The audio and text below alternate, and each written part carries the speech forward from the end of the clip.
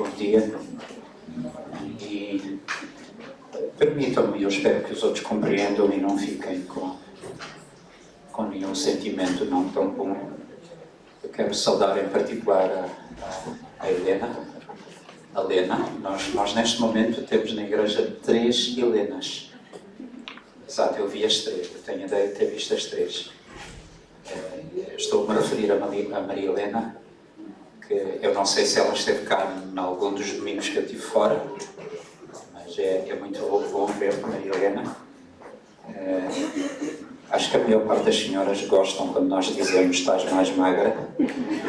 Mas no caso da Maria Helena fez-me um bocado de confusão, mas vamos continuar a orar pela saúde dela. Que Deus possa continuar a fazer descer sobre ela a sua graça, que ela tem passado grandes desafios. E a propósito de grandes desafios, eu estando ainda no Brasil, e obrigado pelas orações e pelo cuidado e pelo apoio de vários de vós, estando ainda no Brasil, mandei um vídeo, pedi àquelas pessoas que quisessem, não era obrigatório, naturalmente, aquelas pessoas que quisessem dizer alguma coisa a respeito de si mesmas, sobre como têm estado, como se sentiam e se tinham algum assunto que queriam falar comigo. E eu dou graças a Deus porque lembro-me de ter recebido 3 mensagens em que as pessoas diziam: eu estou bem, eu sinto-me bem, eu tenho estado bem, graças a Deus. E isso encorajou-me, animou-me bastante. E também recebi mensagens de pessoas que estão a passar por problemas, estão a passar por dificuldades, a passar por situações difíceis. Aliás, de trocas de mensagens já esta semana, já estando cá, eu lembro-me de 3 pessoas que me referiram: os últimos dias têm sido difíceis, os últimos dias têm sido uma loucura. E uma dessas pessoas foi o David Encantado, que acaba por nem conseguir vir. Mas esse é o preço que se paga também quando nos tornamos pais, não é? Durante uma parte da vida, as nossas crianças passam a mandar em nós e os nossos filhos passam a mandar em nós e pronto, e nós dormimos em função do que eles dormem e costuma-se a dizer, quando eles finalmente adormecem, é melhor aproveitar e nós encostarmos a cabeça e dormir, porque nunca se sabe. E a verdade é que há pessoas que têm passado dificuldades, têm passado por problemas sérios. Como lidar com os problemas?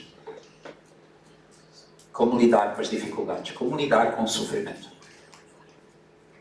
E quando os dias passam e se tornam semanas, as semanas passam e se tornam meses, os meses passam e se tornam anos, e o sofrimento continua lá.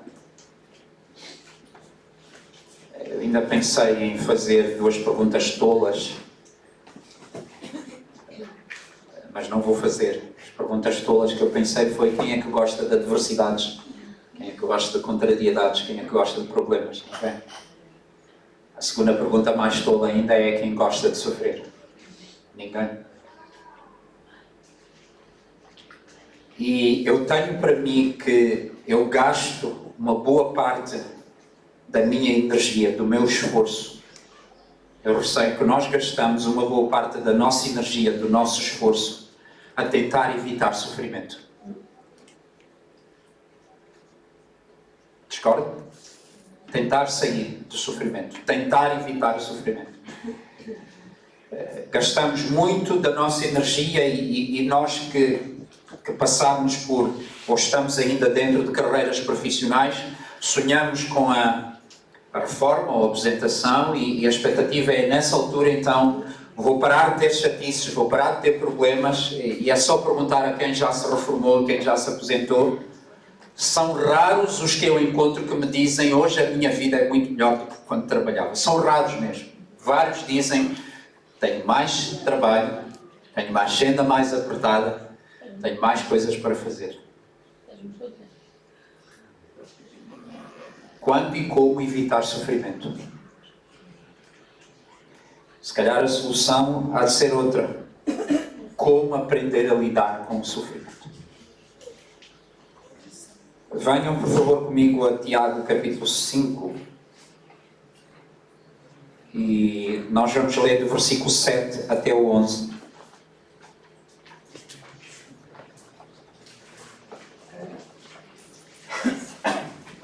Tiago 5, 7 ao 11.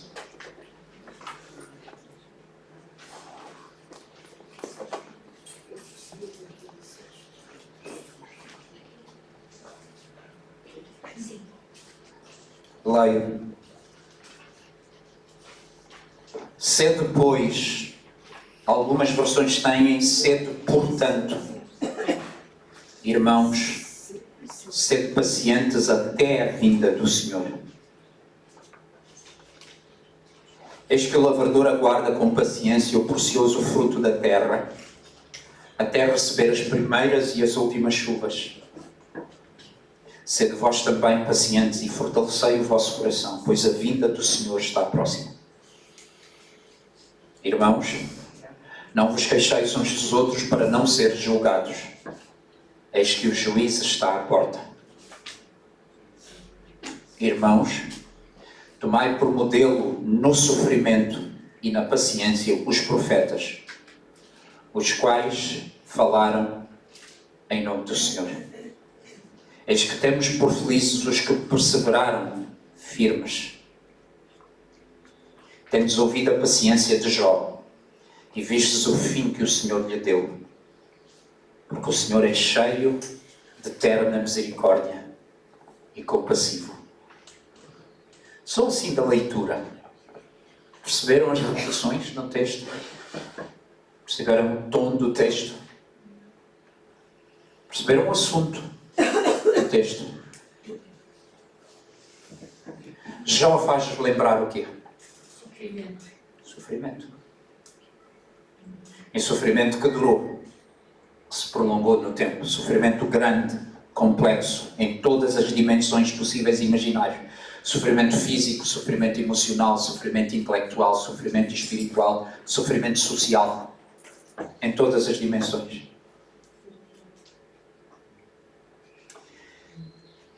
Venham só comigo, se faz favor, a Tiago capítulo 1, versículos 2 a 4. Depois nós vamos ler também o 12. Na nossa passagem, que lemos há pouco, Tiago 5, Tiago está quase a acabar o livro.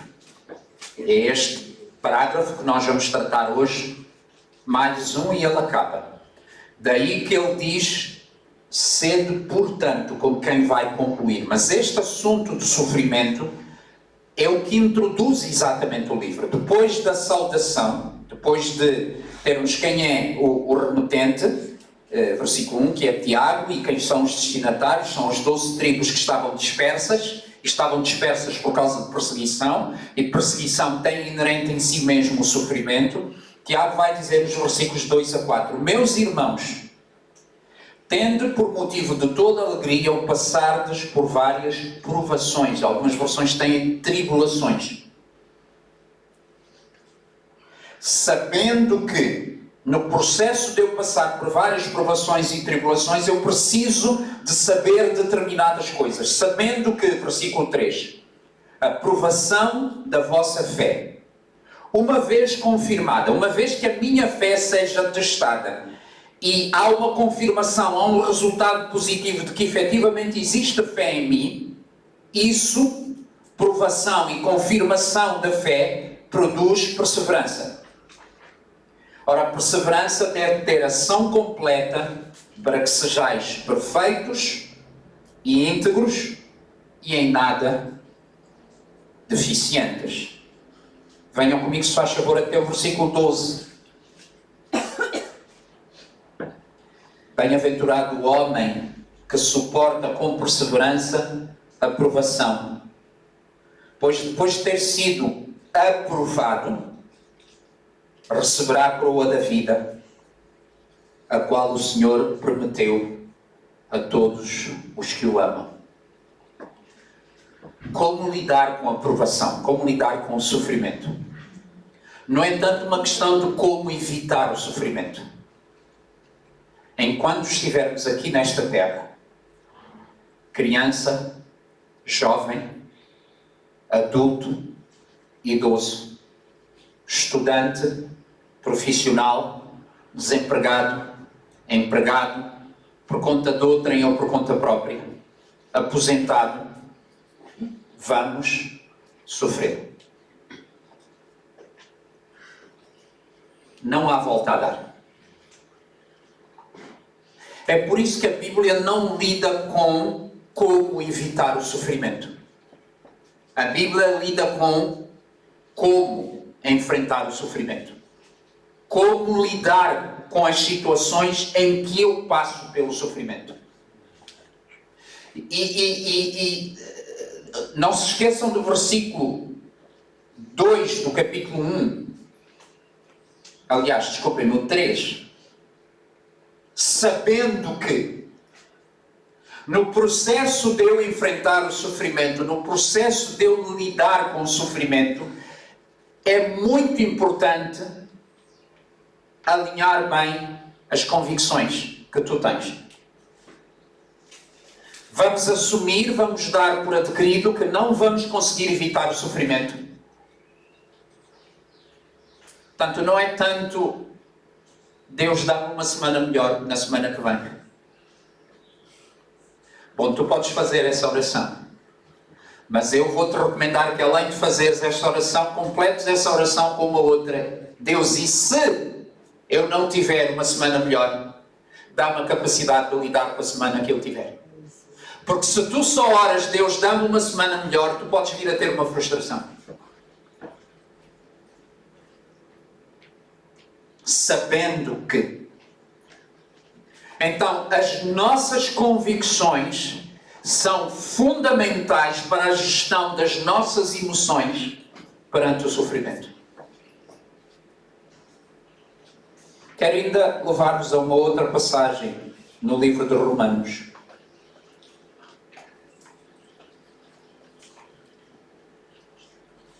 Eu vou ler capítulo 5, Romanos 5. Eu vou ler por onde Paulo começa e é muito interessante este argumento de Paulo. Paulo vai nos lembrar que nós somos declarados justos, nós somos feitos justos. Não é, em bom rigor é melhor não dizer feitos. Nós somos declarados justos. Deus declara-nos justos com base naquilo que Cristo é e naquilo que Cristo fez.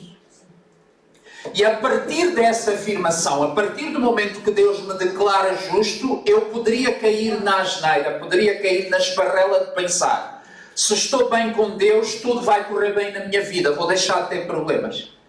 E vejam que na sequência de afirmar que nós somos justificados pela fé por meio de Jesus, Paulo vai falar de problemas. Romanos 5:1 em diante. Justificados, pois, mediante a fé, temos paz com Deus por meio do nosso Senhor Jesus Cristo. Esta afirmação deveria abrir portas para dizer: a partir daqui tudo vai correr bem. Só que não. Vejam outra vez. Justificados, pois, mediante a fé, temos paz com Deus por meio do nosso Senhor Jesus Cristo, por intermédio de quem obtivemos igualmente acesso pela fé a esta graça na qual estamos firmes. E gloriamo-nos na esperança da glória de Deus. Gloriamo-nos na esperança de que um dia nós vamos ver a glória de Deus, nós vamos viver em novos céus e nova terra, nós vamos viver numa realidade toda ela diferente, com um corpo transformado. Nós alegramos-nos nessa esperança. Eu não espero uma coisa que já existe. Eu não tenho uma esperança de uma coisa que já é real agora. Eu tenho esperança em algo que ainda está por vir. Gloriamo-nos na esperança, como termina o versículo 2 de Romanos 5. Esperança da glória de Deus. E ele diz no versículo 3, e não somente isso, mas também nos gloriamos nas próprias tribulações. Aquela ou aquelas situações que tu tens vindo a passar. Paulo diz, nos gloriamos também nas próprias tribulações. Sabendo que, olha novamente a ideia, Tiago 1:3, sabendo que, Romanos 5:3, sabendo que a tribulação produz perseverança. E a perseverança, experiência, e a experiência, esperança. Ora, a esperança não confunde, porque o amor de Deus é derramado em nosso coração pelo Espírito Santo que nos foi outorgado. Nós estamos com mais de um mês já em que estamos a viver uma reorientação da vida da nossa igreja. E uma das coisas que tenho vindo a dizer insistentemente é que aquilo para onde nós devemos olhar, a direção para a qual todos nós devemos remar em conjunto, é tornarmos uma igreja mais e mais saudável, tornarmos uma igreja mais e mais madura, e por sermos uma igreja mais saudável e mais madura, queremos ser uma igreja que se reproduz mais, para assim nos aproximarmos mais da emancipação como igreja. Conseguem ver uma igreja madura que não tem experiência? Pergunto de outra maneira, conseguem ver uma pessoa madura sem experiência? Se queremos ser maduros, é porque estamos a dizer que queremos ser mais experientes. Se queremos ser mais experientes, olhem a receita que está aqui. Versículo 3. A tribulação produz perseverança. É muito interessante, e a própria ideia na língua grega, e não é sem razão que foi traduzido assim na nossa língua portuguesa, perseverança e paciência andam juntas. Tem algumas nuances, tem algum toque ligeiramente diferente, mas andam muito juntas. A paciência tem muito a ver com a capacidade de nós suportarmos uma situação sem reagirmos mal, sem nos saltar a tampa, sem perdermos as estribeiras, sem começarmos a desancar neste e naquele. Paciência. A perseverança tem a ideia de continuar, permanecer, ficar lá no lugar, no posto, no cumprimento da missão. E estas duas ideias estão na nossa passagem de Tiago. Paciência. Consigo ter de Deus a graça de me conter antes de explodir, antes de me saltar a tampa, antes de começar a dizer o que eu não devo. Perseverança, consigo ficar no meu posto, cumprindo a minha missão. Paciência e perseverança fazem falta quando tudo está bem.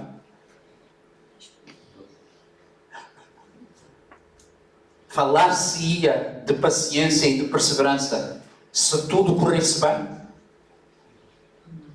Não. Vamos voltar à nossa passagem. E vamos então, eu mandei pela nossa comunidade do WhatsApp da igreja, e acho que está pronto o resumo do nosso ensino. Podes, só favor, Leonor, projetar? Nós mostramos a nossa fé em Deus. Mostramos a nossa fé em Deus. Deixa-me parar aqui um bocado. Pastor Paulo Pedro, por que esta ideia de mostrarmos a nossa fé em Deus? Qual é o grande ponto da carta de Tiago? Mostra-me a tua fé sem as obras, que eu vou mostrar-te a minha fé através das minhas obras. Como é que a nossa fé em Deus se manifesta, se torna visível a outros?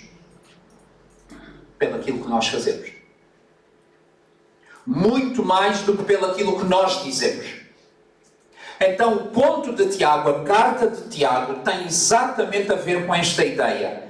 Como é que nós manifestamos, como é que nós damos a conhecer a nossa fé?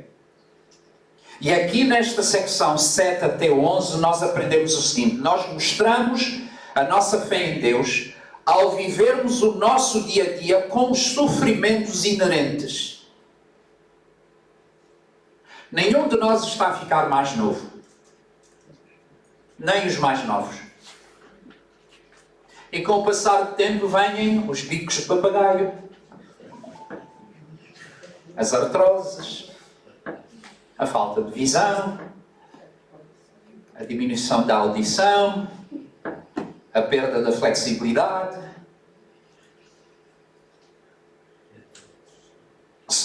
Só vivermos no nosso próprio corpo traz inerente a si mesmo que ali, mais cedo ou mais tarde, vamos ter uma doença. Na forma de uma constipação ou de uma gripe. Ou de uma coisa mais complexa ainda. Mostramos a nossa fé em Deus ao vivermos o nosso dia a dia com os sofrimentos inerentes. Se não é o nosso corpo, é o mundo que está à nossa volta. Ontem a nossa irmã Paula Dias de Lisboa, ao me cumprimentar, eu estive em Lisboa na JAB, estive juntamente com a Margarida e com a Gabriela e os nossos jovens que vão à JAB. A Paula Dias então viu-me e a Paula disse-me: olha, graças a Deus tu foste e voltaste do Brasil e safaste da situação do Rio de Janeiro e do Paraná. E quando ela me falou do Paraná, eu desconhecia. Eu disse: o quê no Paraná? Houve um tufão no Paraná. Eu não sei se a nossa irmã ex-brasileira, que nós temos aqui, e a nossa irmã, outra irmã ex-brasileira, tufões no Brasil. Não era habitual, pois não? Tufão no Paraná, mais ou menos sul do Brasil. Não tão a sul, há um outro estado, pelo menos mais a sul do que o Paraná. Um tufão que destruiu casas, matou pessoas. Isso é coisa de Miami, Estados Unidos.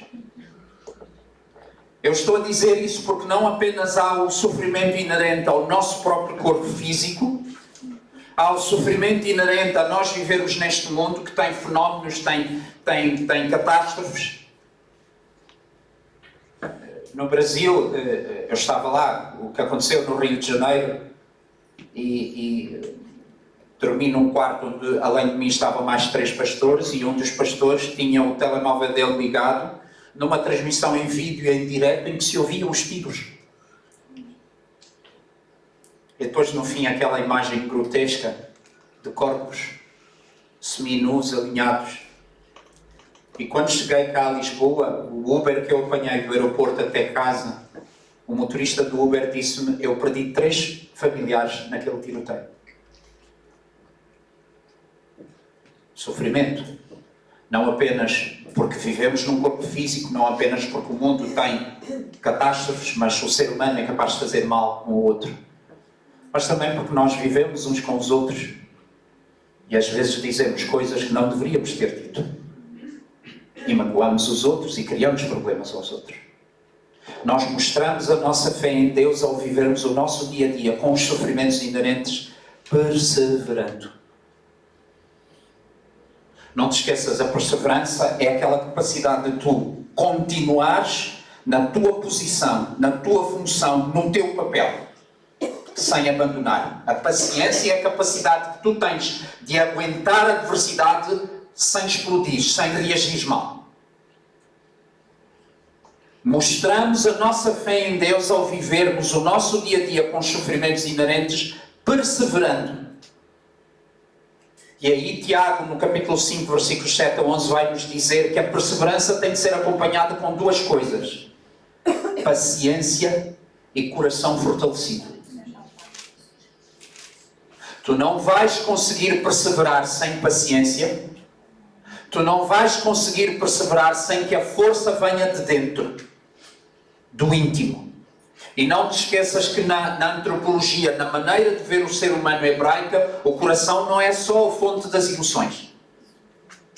A nossa antropologia, a antropologia ocidental, é que associa coração a emoções apenas e só. A antropologia hebraica vê no coração a fonte dos desejos, das decisões, a própria dimensão da compreensão das coisas. As emoções, certamente, está tudo lá. Lembram-se que a Bíblia diz que do coração procedem as fontes da vida.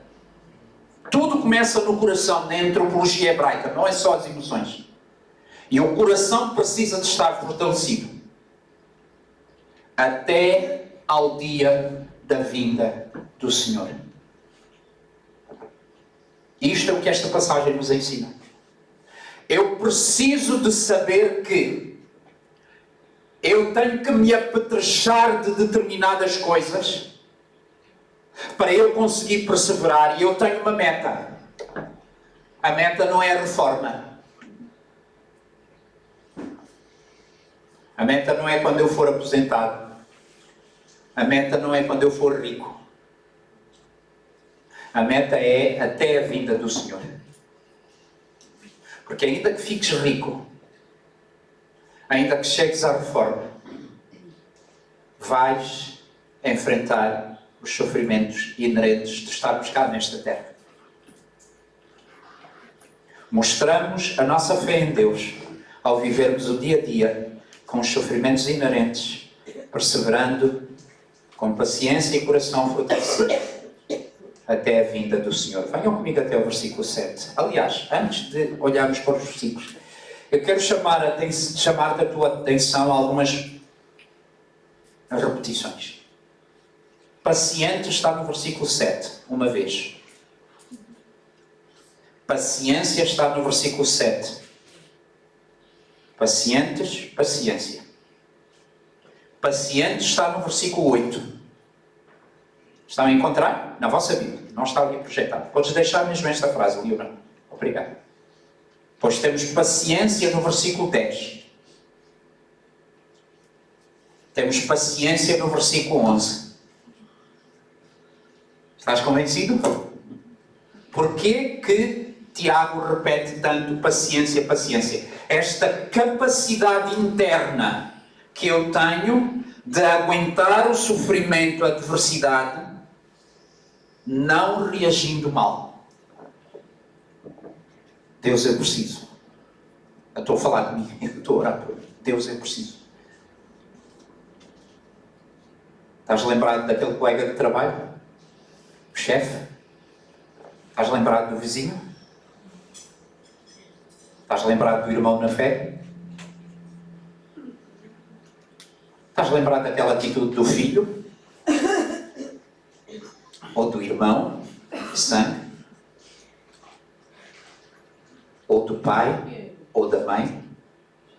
Ou do cônjuge? Paciência, pacientes, versículo 7. Paciência, versículo 7. Pacientes, versículo 8. Paciência, versículo 10. Paciência, versículo 11.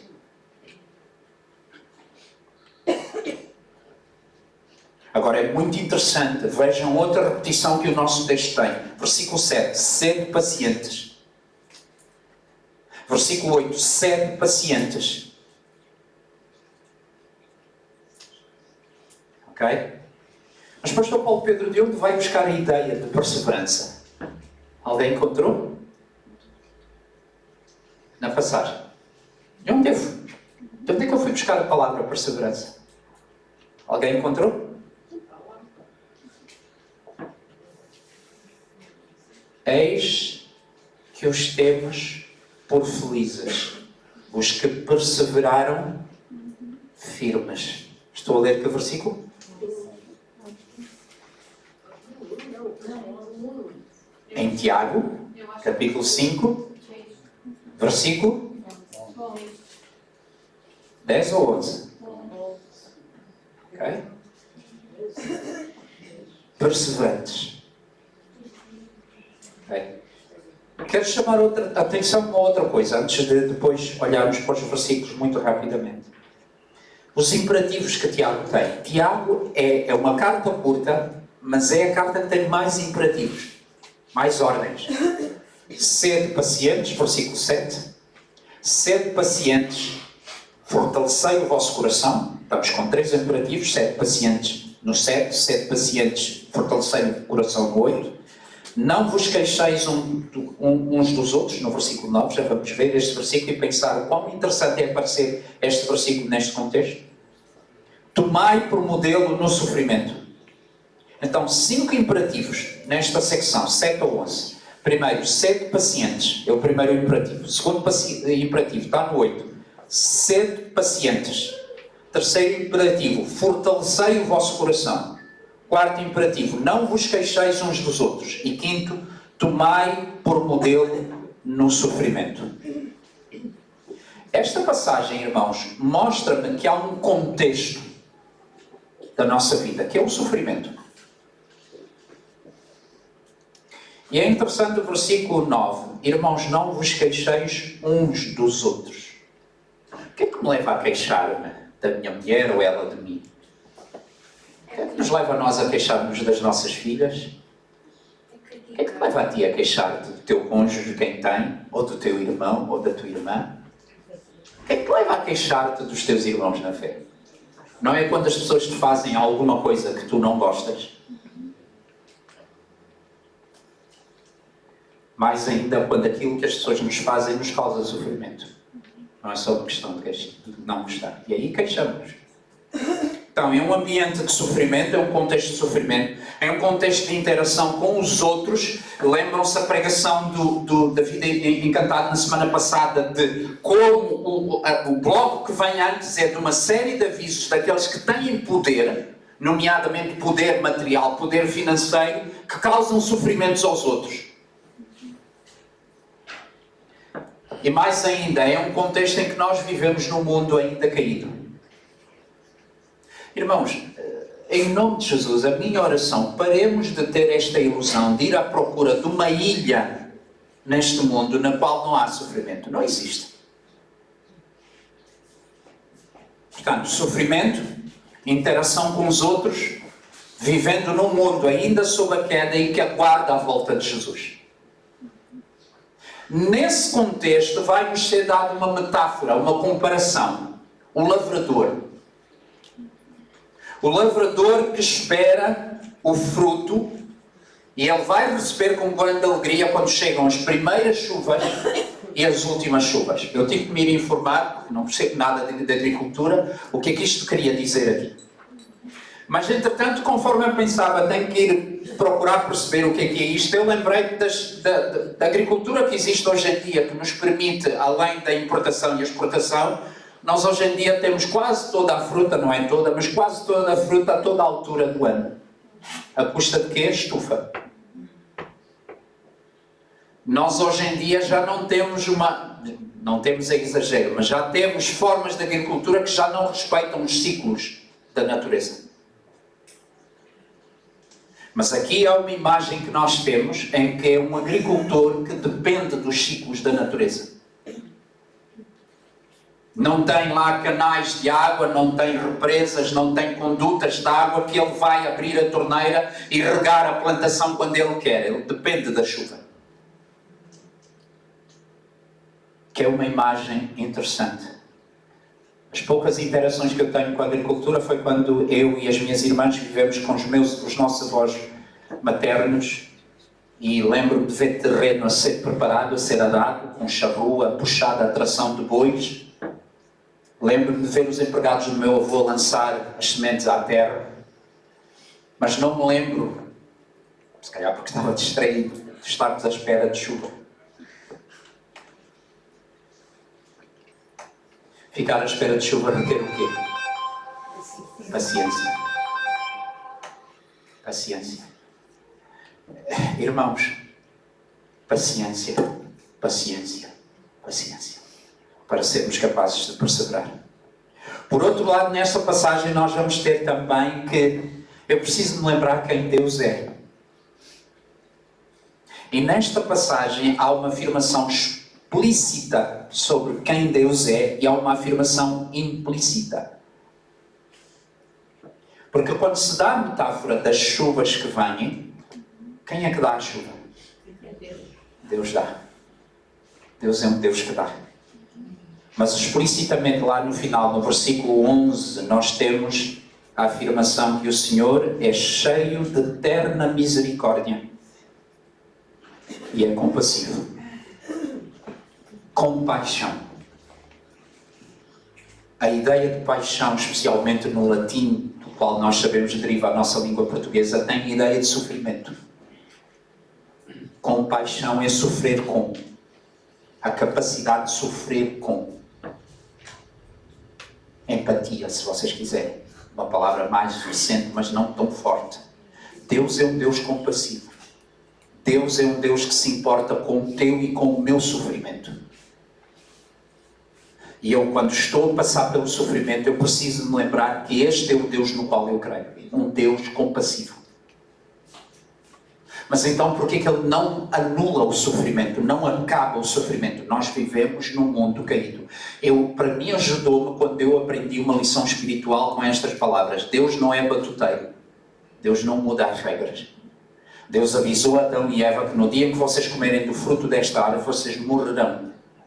E nós vivemos num mundo que contém a morte espiritual e a morte física. E Deus não vai fazer batota.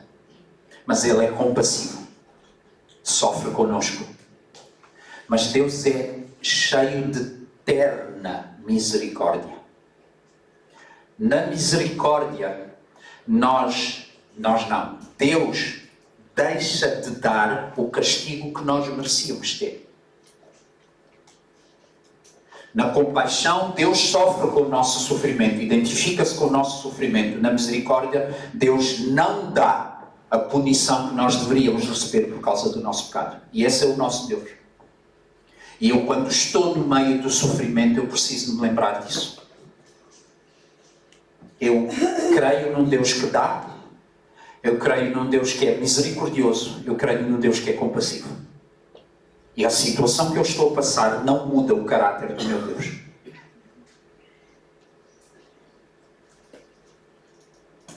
Sabendo disto, eu preciso ter na minha mente também uma outra ideia. O Senhor vem. O Senhor volta. Sabem, irmãos, quanto mais eu leio a Bíblia, quanto mais eu penso na Bíblia, mais convicto eu fico que as profecias de Daniel, por exemplo, as profecias de Mateus 24, por exemplo, as profecias do Apocalipse, foram-nos muito mais dadas para nós termos a consciência de que Deus é soberano, está no controle de todas as coisas. Jesus vai voltar e vai estabelecer o seu reino, novos céus e nova terra, do que para eu saber exatamente quando e como vai acontecer. E é muito interessante que a vinda do Senhor, a volta do Senhor, é-nos dada aqui como uma referência para eu lidar com o sofrimento. Quando é que tu e eu vamos parar de sofrer? Quando Jesus voltar. Até lá pode melhorar um bocado, pode aliviar um bocado.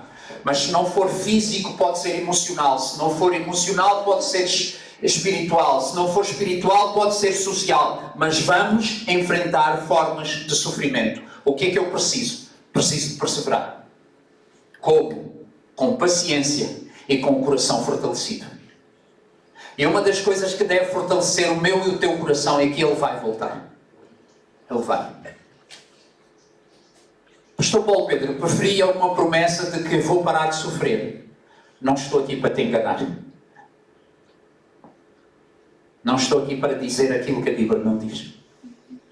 E se há igrejas que dizem, que prometem a troco do dízimo, a troco das ofertas, a troco do voto do não sei quê, do propósito do não sei quê, e de trazer uma fotografia, e de trazer... É incrível, espanta-me especialmente no Brasil, como é que se fazem coisas que se parecem tanto com a bruxaria.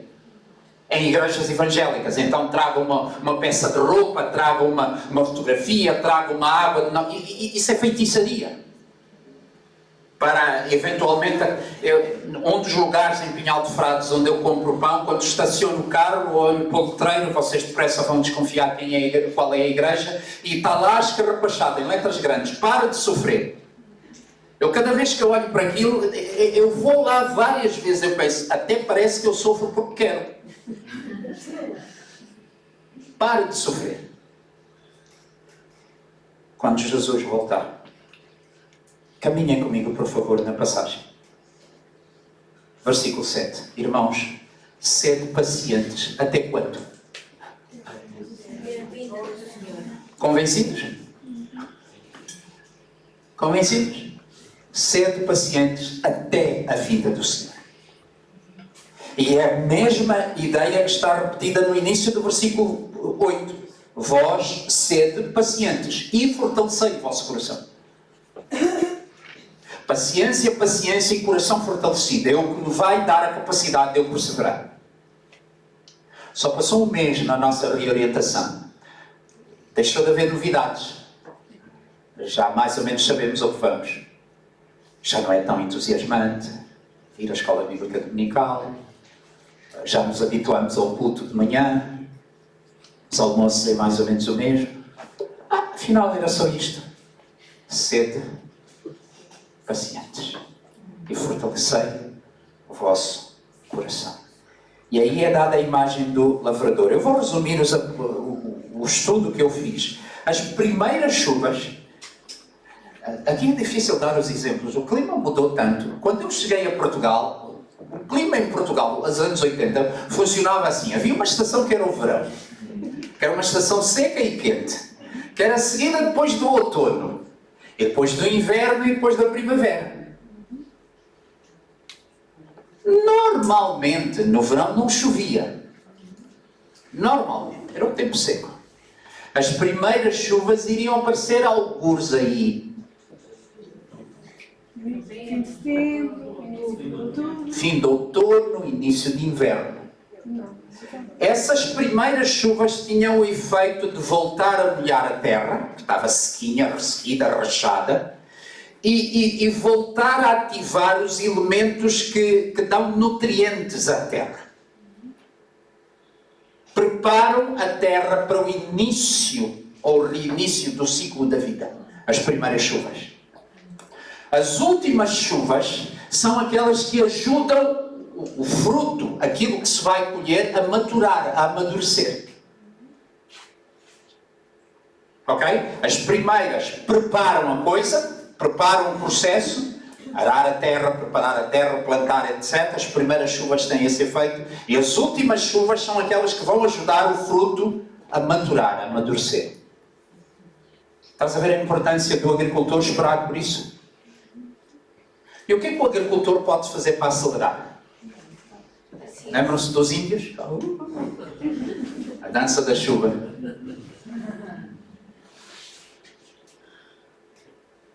O que é que tu podes fazer para acelerar a vida do Senhor?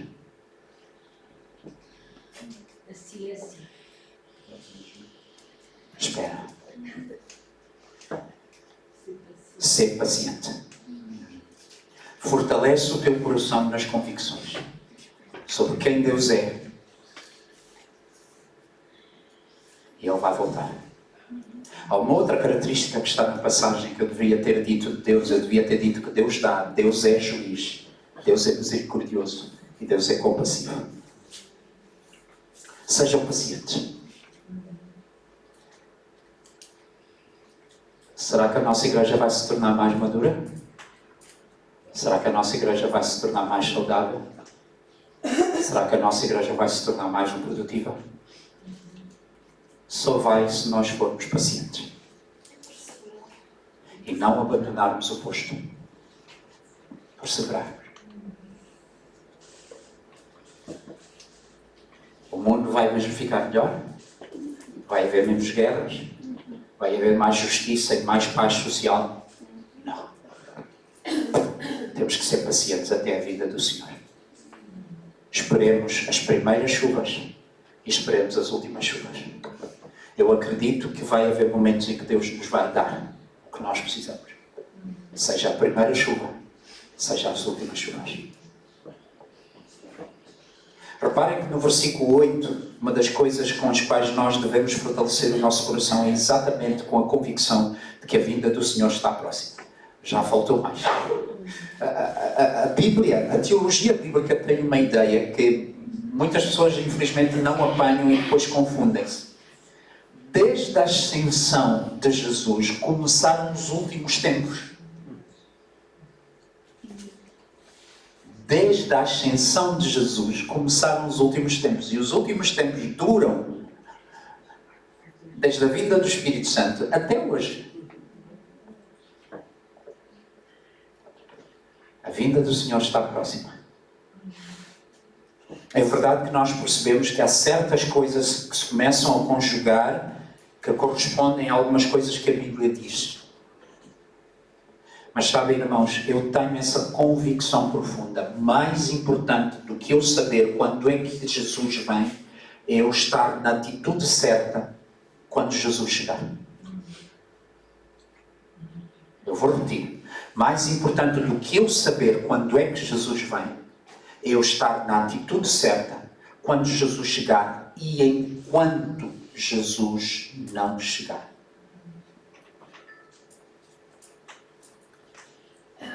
Mas então, perguntamos nós, Tiago, porquê é que tu insistes em paciência no versículo 7 e paciência no versículo 8? Vou-vos dar um exemplo concreto, versículo 9. teus irmãos, o teu pastor, a tua irmã na fé, o teu irmão de sangue, o teu cônjuge, quem tem. Esse que te dá motivo de tu te queixares. E é interessante que é dado uma ordem. Não vos queixeis uns dos outros para não serem julgados. Eis que o juiz está à porta. Quem é este juiz que está à porta? Jesus que vem. Atos 17, 24 a 31. Aponta aí, não vamos ler. Atos 17, 24 a 31. Paulo, pregando em Atenas, no Areópago, vai dizer claramente que Jesus é aquele que Deus estabeleceu para julgar vivos e mortos. O juiz está aí à porta. Não te queixes dos outros para não ser julgados. Ai, Tiago, tanta vontade às vezes. Como é que eu consigo não me queixar, Tiago? Paciência, coração fortalecido. Paciência, coração fortalecido. Já agora, nas primeiras escolas bíblicas dominicais, quando falamos de João 15, a certa altura acabamos, lembro perfeitamente, foi uma pergunta de João Duarte, mas o que é fruto que permanece? E nós dissemos que é o fruto do Espírito. Na lista dos gomos da laranja, que é o fruto do Espírito, lembras-te de uma palavra que eu já disse hoje várias vezes? Paciência, não? Ou longanimidade, não é? É fruto do Espírito. Como é que eu consigo, como é que nós podemos conseguir não nos queixarmos uns dos outros? Conquanto o Espírito Santo esteja mais ativo em mim, Pedro, a começar por mim. Porque eu tenho perfeita consciência que paciência não é uma virtude que eu tenho. É a presença do Espírito Santo ativo em mim.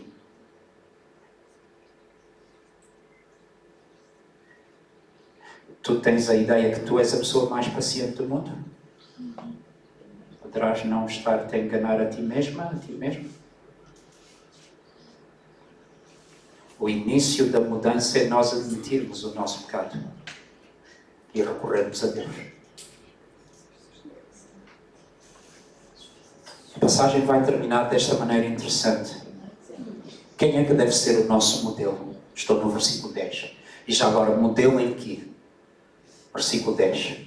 No sofrimento e na paciência. Sofrimento e paciência. Sofrimento e paciência. Sofrimento e paciência. Costuma-se a dizer, a brincar, que quando nós oramos, Deus dá mais paciência. Deus vai te dar o meio pelo qual se produz a paciência, que é a tribulação. Quem é que nós devemos tomar por modelo no sofrimento e na paciência? Os profetas. Deixa-me só falar de três, muito rapidamente. O mais recente, João Batista. O mais recente em relação a Jesus. João Batista. Corta-me o coração aquela cena em que João Batista, na cadeia, envia alguns dos seus discípulos para perguntar se Jesus era mesmo o Messias ou se esperávamos outro. Aquela passagem confunde-me. Será que é o sofrimento de João Batista que lhe trouxe alguma dúvida, ou será que João Batista mandou os discípulos com essa pergunta para os discípulos ouvirem a resposta e eles ficarem instruídos? Mas eu sei que João Batista está preso injustamente. João Batista denunciava o casamento adúltero de Herodes e por causa disso foi preso. Lembras-te como é que João Batista morreu? Por conta de uma vingança. Por conta de um capricho. E ele era o profeta, o que vinha anunciado o ministério de Jesus. Herodes faz um banquete, a filha dança, alegra os convivas, Herodes, se calhar já um bocado pingado, pede o que tu quiseres que eu dou. A filha foi consultar a mãe, e a mãe viu ali a oportunidade para pôr fim à vida de quem andava a denunciar o adultério dela. Tomai por modelo no sofrimento e na paciência os profetas. mais tardio de todos, o primeiro, Moisés.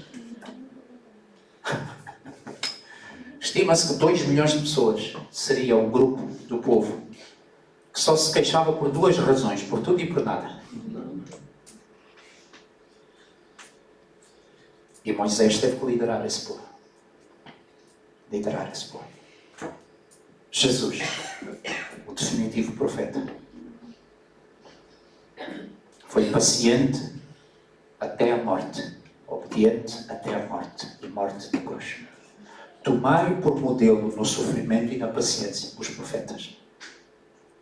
Já pensaram, se Deus nos garante mesmo um mundo fofinho e acessível, por que é que nos dá como modelo os profetas?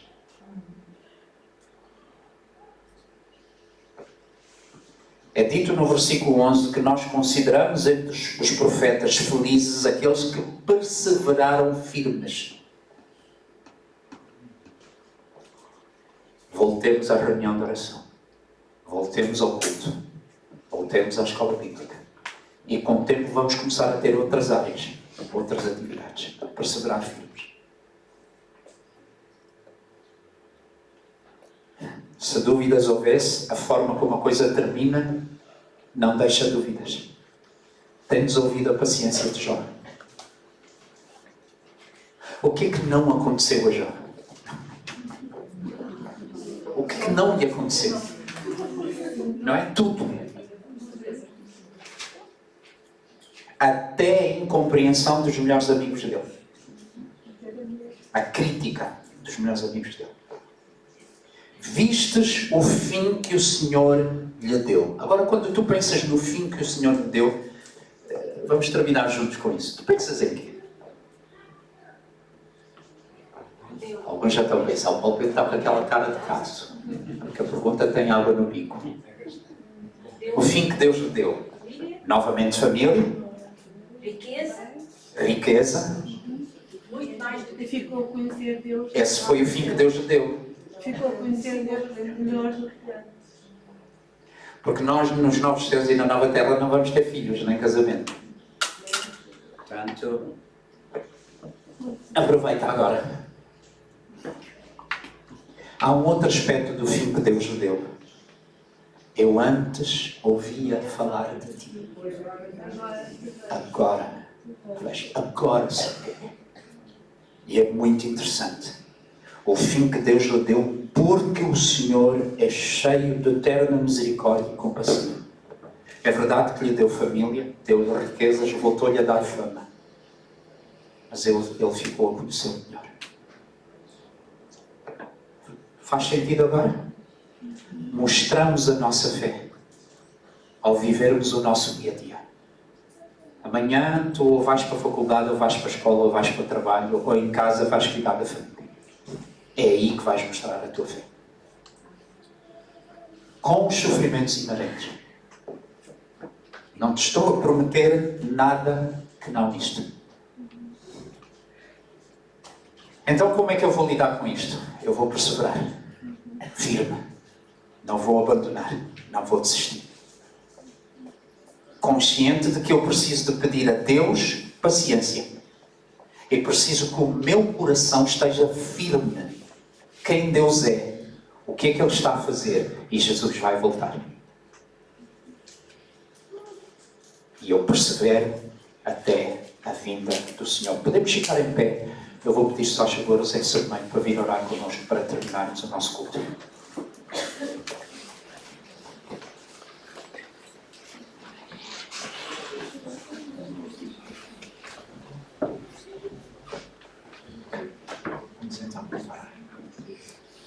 Paizinho amado, te agradecemos a tua palavra nesta manhã, ó Deus. Ajuda-nos a compreendê-la plenamente, ó Pai.